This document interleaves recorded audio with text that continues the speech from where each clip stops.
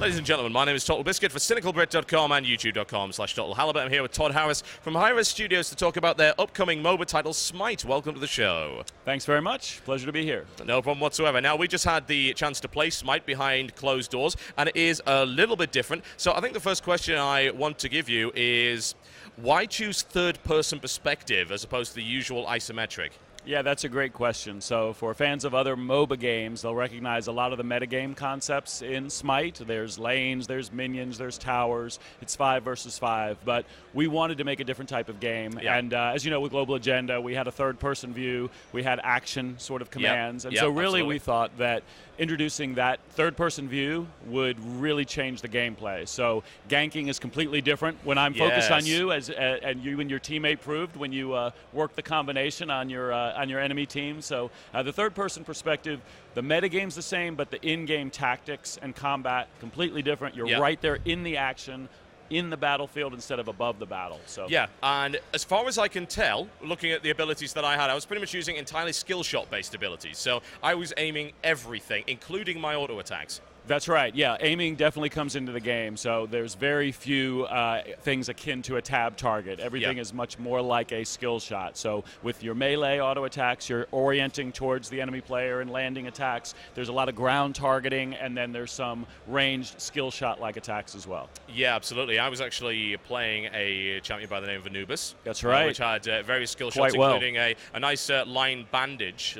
Those of you who play Amumu in League of Legends probably familiar with that. It doesn't pull you towards it, but it's very effective once you land it. You do have to slightly lead the target for that one. It does have a travel time, so there's a lot of skill involved. And I was also very interested to see that the third-person perspective, as you said, gives you a very limited field of view. So ganking and actually coming out of the jungle, you are literally appearing from the jungle. You are coming in from the side, out of view.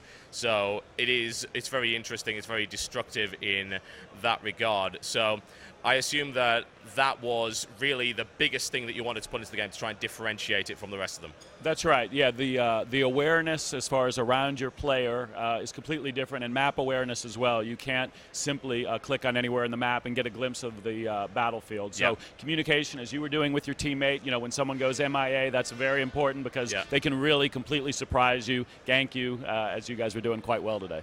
Yeah, absolutely. We did get a chance to play a little bit of 4-on-2 and 3-on-2. It went fairly well for us, for the most part. That's right. Took a little bit of time. We would have liked to have actually soloed there is a boss, by the way.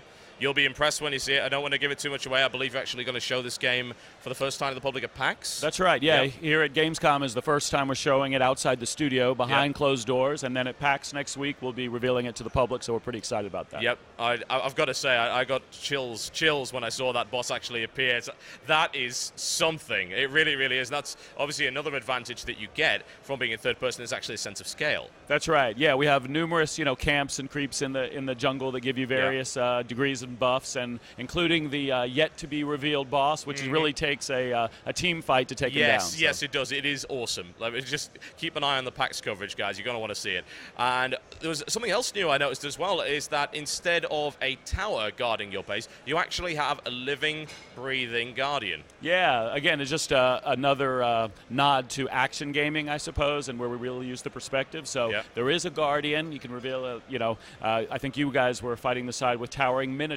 And so that statue actually comes to life, and your team has to take those out instead of the static tower. I might add. Way up there. Yeah. Big axe. Very, very impressive indeed in that regard. And actually what I did like about the game as well is the sense of power. I think because of all of the abilities just seem to have impact to them, which I found to be really, really impressive. And even when you're just clearing out creep waves, the speed that you can actually kill them and everything like that does make you feel very, very powerful. And of course, Smite is actually themed around pantheons of gods. That's right. Yeah, I'm glad to hear that because in addition to picking gods and goddesses as our theme, really we worked a lot on effects and sounds to have the combat be more visceral than the isometric view. So ultimately, we want players to feel like a god. Who doesn't want to be a god? So with Smite, we're trying to make that happen. Yeah. Now, you did mention to us the kind of pantheons that are going to be available. Do you want to share that with the audience? Yeah, sure. So starting out, we're drawing from 5 families or pantheons. So we have Greek gods, Norse gods,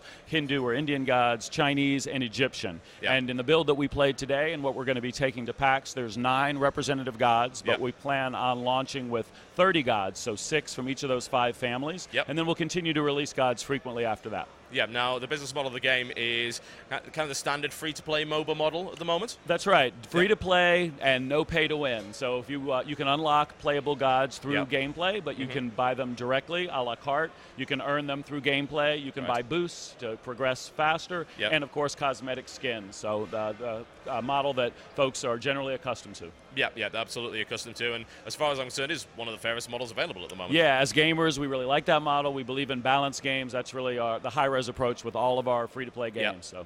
Yeah, absolutely. And you're looking perhaps to make a bit of a push towards the competitive scene now that you're going to this, and of course you do have your other title, Tribes Ascend, which you guys will have hopefully seen on the channel by now.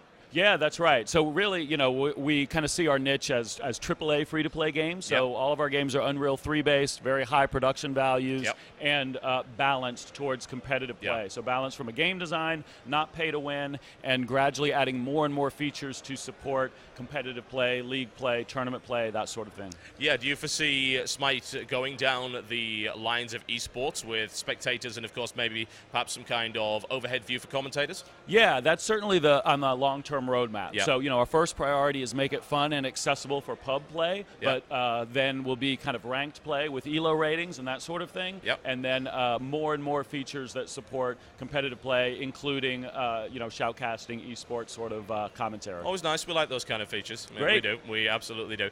And do you have any kind of projected release date for this title yet? Or? We don't yet. It's too early to put one on it, but we are saying closed beta before the end of the year. There you go. And we're happy to give people a early glimpse at PAX next week.